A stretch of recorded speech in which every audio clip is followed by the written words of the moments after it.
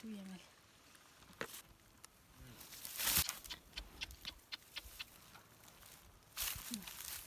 said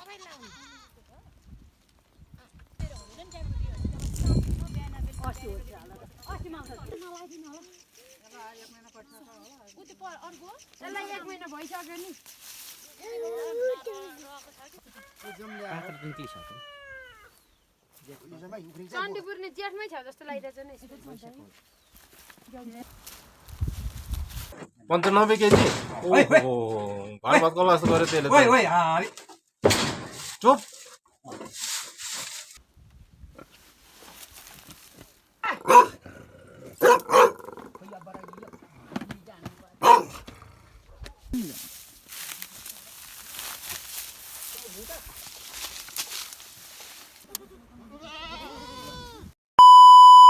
hello सबैजनालाई good morning अनि नमस्कार तपाईहरु सबैजनालाई मेरो युट्युब च्यानलमा स्वागत छ अनि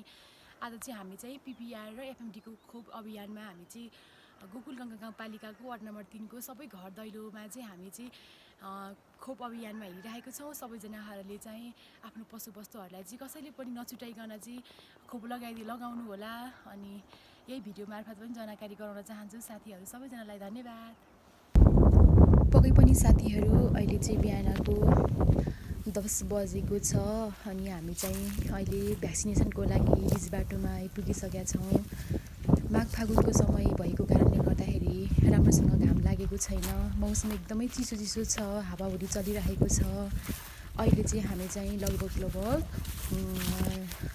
2800 मिटर भन्दा माथिको हाइटमा आइसकेका छौं साथीहरु गाउँ बस्तीहरु एकदमै धेरै देख्न सक्नुहुनेछ पातलो छ हाम्रो गाउँ घर यस्तै त हो नि तल एरियातिर चाहिँ धेरै छ तर माथि एरियातिर चाहिँ गाउँ बस्तीहरु पनि एकदमै पातलो छ गाउँतिर चाहिँ अहिले चाहिँ आलुहरु रोपिसकेर पनि एकदमै उब्ने तरखारमा छ मन्द घाम लागिरहेछ चिसो हावा चलिरहेको छ साथीहरु यो चाहिँ हाम्रो बास्कटरी भन्ने गाउँ हो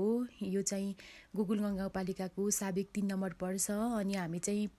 एकजना किसानको गोठनिर पुगिसकेका छौं भ्याक्सिनेसनको लागि यहाँ चाहिँ उहाँले चाहिँ 5-7 वटा भैँसी गोरु बाख्रा सबै पालेको देख्न सक्नुहुनेछ अनि हामी चाहिँ अब भ्याक्सिनेसनको लागि अगाडि बढ्ने छौं सर्वप्रथम त सम्पूर्णलाई म यो जानकारी गराउन चाहन्छु कि अहिले चाहिँ हामी चाहिँ गाई भैँसीहरूलाई चाहिँ एफएमडी खुरिद रोग विरुद्ध र गाई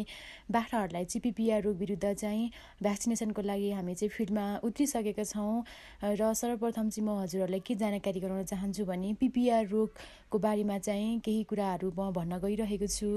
पीपीआर रोग भनेको चाहिँ भेडा बाख्राहरूमा विषाणुको कारणले गर्दा लाग्ने एकदमै महामारी रोग हो नेपालमा चाहिँ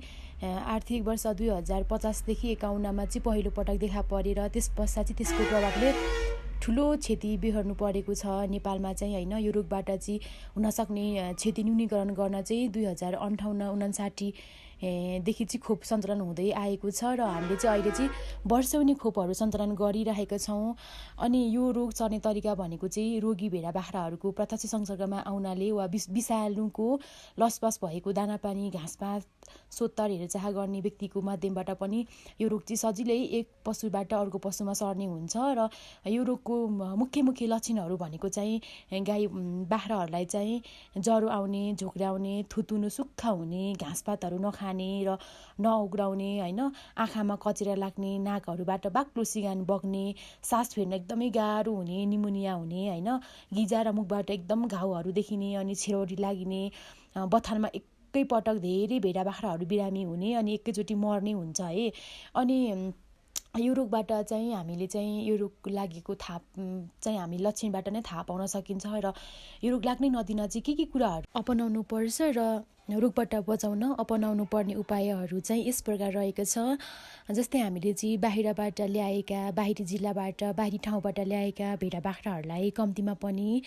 10 दिनसम्म घरगोठमा रहेको पशुहरूसँग नमिसाइकन अलगै राख्ने त्यस अवधिमा चाहिँ रोगको कुनै लक्षण नदेखिएमा मात्रै बथानहरूमा मिसाउने अनि अर्को नम्बरमा रहेको छ रोगी पशुहरूलाई एक ठाउँबाट अर्को ठाउँमा ओसार पसार नगर्ने रोगी भेडा बाख्राहरूको हेरचाह गर्ने व्यक्तिले अन्य स्वस्थ भेडा बाख्राको हेरचाह गर्नुपर्दा हात खुट्टा धोएर तथा लुगा कपडा जुत्ता चप्पल फेरेर मात्रै गर्ने, आफ्ना भेडा बाख्राहरूलाई हरेक 2-3 वर्षमा अनिवार्य रूपमा PPR खोप लगाउने, जैविक सुरक्षा बायोसिक्युरिटी कडाइका साथ अवलम्बन गर्ने जस्ता कार्यहरू गरेमा चाहिँ हामीले चाहिँ PPR रोगबाट चाहिँ हामीले चाहिँ भेडा बाख्राहरूलाई बचाउन सक्छौँ। फाइनली साथीहरू,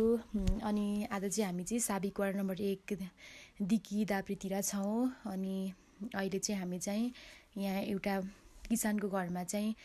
5-7वटा गाई भैँसी पाल्नु भएको रहेछ। अनि हामी चाहिँ यहाँ भ्याक्सिन लगाउन लागिरहेका छौँ।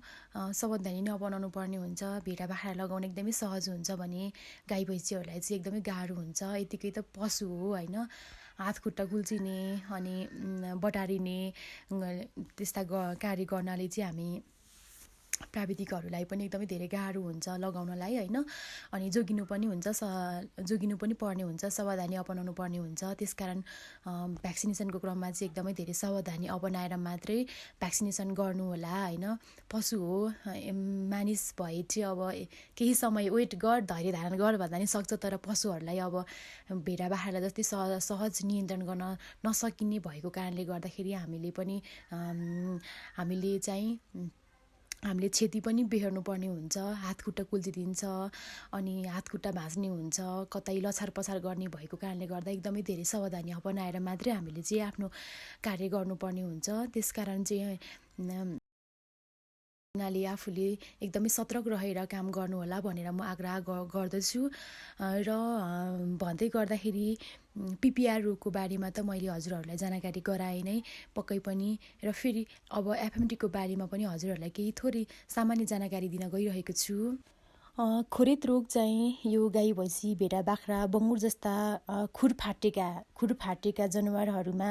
विषाणुबाट लाग्ने, धेरै पशुहरू बिरामी हुने, मुख र खुट्टामा असर गर्ने, महामारी रूपमा फैलिने, दुध उत्पादन अत्याधिक घटाउने सीमाविहीन पशु रोग हो है त। अनि यो रोग लागेमा चाहिँ गाई भैँसीहरूको दुध उत्पादन घट्छ, ब्याउने जनावरहरूमा तुहिने सम्भावना हुन्छ, गाई गोरुहरू चाहिँ हिँडुल गर्न नसकी खेतीपातीहरू पनि एकदमै ठप्प हुन्छ होइन। अनि खुरेत रोग लागेका जनावरहरूमा चाहिँ आँखाले देख्न नसकिने निम्न किसिमका लक्षणहरूको आधारमा चाहिँ रोग अवधि अन्दाज गर्ने कारणहरू छ। गाई भैँसीहरूमा चाहिँ पहिलो दिन चाहिँ सुरुमा चाहिँ बडी र्याल, फिज काट्ने, जरो आउने, अनि लङ्गडाउने, दुध घट्ने, मुख बजाउने, झुक्र्याउने हुन्छ। अनि पानीले भरिएको फोको है बनेको देखिन्छ, छाल। अनि दोस्रो तेस्रो दिनमा भनेको जिब्रोको फोकाहरू फुट्दछन्, तर धेरै जसो घाउको सतह हल्का सेतो पहेँलो देखिन्छ र टाँसिएर बसेको बाक्लो छालाको भित्र भागमा चाहिँ रातो देखिन्छ। अनि चौथो र पाँचौँ दिनमा चाहिँ घाउको सतह हराएर जाने र पहिलाको पहेँलो किसिमको पदार्थ जस्तो फाइबिन जम्मा हुन्छ। अनि छैटौँ र सातौँ दिनमा चाहिँ घाउ निको हुने अवस्थामा पुगेको देखिन्छ र 8औँ र 9औँ दिनमा चाहिँ मुखभित्र जिब्रोमा भएको घाउ चाहिँ निको हुने अवस्थामा देखिन्छ। र त्यसै गरी भेडा बाख्राहरूमा चाहिँ खुरेत रोग लागेको चाहिँ कसरी थाहा पाउन सकिन्छ भन्दाखेरि चाहिँ पहिलो दिनमा चाहिँ प्रष्ट लक्षण थाहा पाउन नसके तापनि मुख र खुरमा घाउहरू देखिन्छ, साथै लङ्गडाउने, जरो आउने, झोक्राउने हुन्छ। यी लक्षण मध्यम नै देखिन्छन्। तर दोस्रो दिनमा चाहिँ मुखभित्र तल्लो बङ्गरा र माथिल्लो भागमा चाहिँ घाउको इपिथेलियम लेयर उक्ली रातो देखिने हुन्छ। अनि तेस्रो दिनमा चाहिँ भेडाको खुट्टामा रौँ झरेको देखिने र हल्का रातोपन देखिए तापनि निको हुने अवस्थाको देखिने हुन्छ। र पाँचौँ र छैटौँ दिनमा भनेको जिब्रोमा भएका घाउहरू निको हुने अवस्थामा देखिने र ब्याउने भेडा बाख्राहरू चाहिँ तुहिन पनि सक्छ। त्यस्तै गरी बङ्गुरोहरूमा पनि पहिलो दिनमा चाहिँ सुरुमा जरो आउने, झुक्र्याउने, लङ्गडाउने, दाना पानी कम खाने, खानै मन नगर्ने, सामान्य नै भए तापनि खुट्टाको खुर वरिपरि रातोपन देखिने, सुन्निने, अनि छाम्दाखेरि तातो हुन्छ। अनि दोस्रो दिनमा भनेको बङ्गुरको खुन उक्ली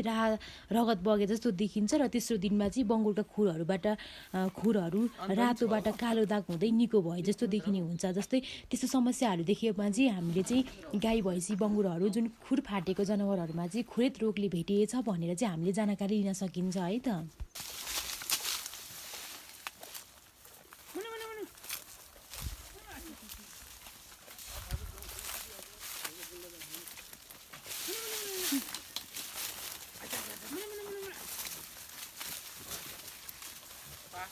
Like ल